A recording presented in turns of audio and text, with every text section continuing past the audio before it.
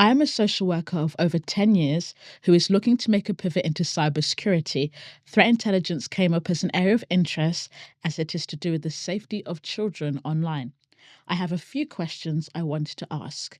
The first question is, how can I make a pivot into the industry based on my background? What transferable skills do you see that I bring that could be quite useful within the role?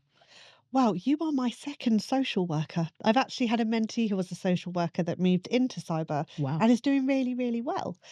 So that you have so many transferable skills, my goodness. Social worker, you're putting yourself out there, you're dealing with challenging conversations, challenging situations. Mm.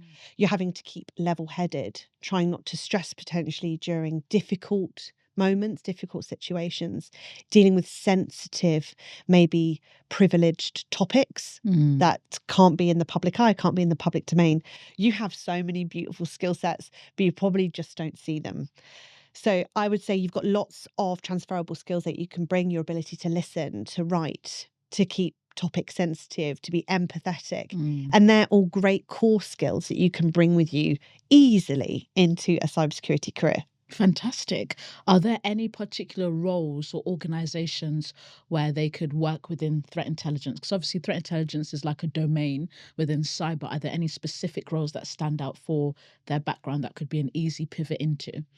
So it's difficult because with threat intelligence, you typically have to work up to it as Okay. opposed to it being a typical entry level role when we're thinking Mm. about SOCs or analysts. So I'd say go in when you're looking for those positions, being open minded that seeing a threat intelligence role might be far and few between, Okay. and instead it be a series of stepping stones to get to that position. Mm. I would say the most important thing is not to be limited by it having to be a cybersecurity firm, Okay. because actually, particularly with child online safety, there's lots of charities and other types of organizations Mm. you could engage with to be making a difference. Yeah. It just might not be under the label of threat intelligence. Yeah. So, if we think, for example, about a children's charity, Yeah. they will be working in ways to make content to educate children Mm. about how to be safe online. They may be developing toolkits, going out presenting, all those types of materials as an example. Yeah. So, more proactive awareness.